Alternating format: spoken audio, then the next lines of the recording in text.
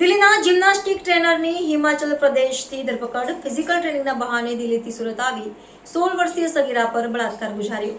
સુરતના ઘોડો રોડ ઉપર રહેતી ધોરણ 11માં અભ્યાસ કરતી સગીરા છેલ્લા કેટલાક સમયથી ઓનલાઈન જિમ્નાસ્ટિક ટ્રેનિંગ લઈ રહી હતી. દિલ્હીના પાલમ વિહાર વિસ્તારમાં રહેતો 42 વર્ષીય પરિણીત શિક્ષક પ્રજન ઉનિયાલ, જે સગીરાની માતાની બહેનપણીનો ભાઈ થાય છે, તે તેને ઓનલાઈન તાલીમ આપતો હતો. ગત 11 જુલાઈના રોજ આ શિક્ષક ફિઝિકલ ટ્રેનિંગના બહાને દિલ્હીથી સુરત આવ્યો હતો અને તેની બહેનના ઘરે રોકાયો હતો. રાત્રિના સમયે તેણે એકલતાનો લાભ ઉઠાવી સગીરાને ફિઝિકલ ટ્રેનિંગના નામે ઘરે જ શારીરિક અડપલા કરી બળાત્કાર ગુજાર્યો.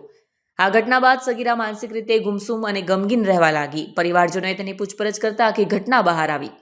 સગીરાએ હિંમતપૂર્વક પરિવારને જણાવ્યું કે દિલ્હીના ટ્રેનરે તેની સાથે દુષ્કર્મ કર્યું છે.